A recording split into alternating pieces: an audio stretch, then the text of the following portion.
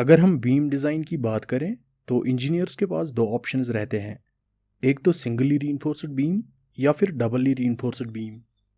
लेकिन इन दोनों बीम्स में क्या फ़र्क है और कब कौन सा बीम सूट करता है, ये समझना ज़रूरी है। इस वीडियो में हम सिंगली और डबली रीइंफोर्स्ड बीम्स के डिफरेंसेस को समझेंगे और देखेंगे कि किस तरह की सिचुएशन में कौन सा बीम ज़्यादा सूट करता है। सिंगली रीइंफोर्स्ड बीम एक ऐसा बीम है जिसमें रीइंफोर्समेंट का इफेक्ट सिर्फ टेंशन जोन में रहता है। इस तरह का बीम तब प्रोवाइड किया जाता है जब बीम पर लोड कम हो ताकि कंक्रीट बिना रीइंफोर्समेंट के कंप्रेशन को संभाल सके। लेकिन सिर्फ टेंशन जोन में ही रीइंफोर्समेंट देना पॉसिबल नहीं है, क्योंकि हमें स्टिरअप्स को प्रॉपर पोजीशन में रखने के लिए कंप्रेशन जोन में कम से कम 2 बार्स देनी चाहिए as per the IS code. दूसरी ओर डबली रीइंफोर्स्ड बीम्स में टेंशन और कंप्रेशन दोनों जोन्स में रीइंफोर्समेंट दिया जाता है। इस तरह का बीम हम तब देते हैं जब बीम पर लोड ज़्यादा हो और सिर्फ कंक्रीट अकेले कंप्रेशन को ना संभाल पाए।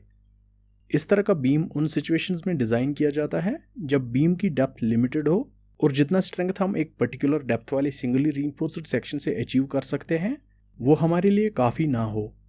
फॉर एग्जाम्पल, अगर फ्लोर टू फ्लोर हाइट कम हो और बीम का डेप्थ इंक्रीज करने से ऑब्स्ट्रक्शन का सामना करना पड़े, तो ऐसे केसेस में बीम का रीइंफोर्समेंट बढ़ाया जाता है ताकि हम लिमिटेड डेप्थ को अकोमोडेट कर सकें।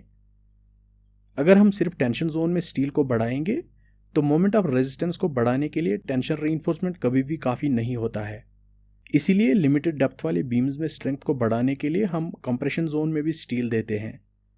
इन कंक्लूजन, अगर हमें सिंगली और डबली रीइंफोर्स्ड बीम में चूज़ करना हो तो ये 2 फैक्टर्स पे डिपेंड करता है। एक तो बीम पे लोड कितना पड़ रहा है और दूसरा ये कि कंक्रीट की स्ट्रेंथ कितनी है। अगर लोड कम हो और कंक्रीट बिना रीइंफोर्समेंट के कंप्रेशन को संभाल सकता है तो हम सिंगली रीइंफोर्स्ड बीम का इस्तेमाल कर सकते हैं। लेकिन अगर लोड ज़्यादा हो and the concrete alone is not strong enough to handle the compression forces, ऐसे केस में डबली रीइंफोर्स्ड बीम का इस्तेमाल करना चाहिए।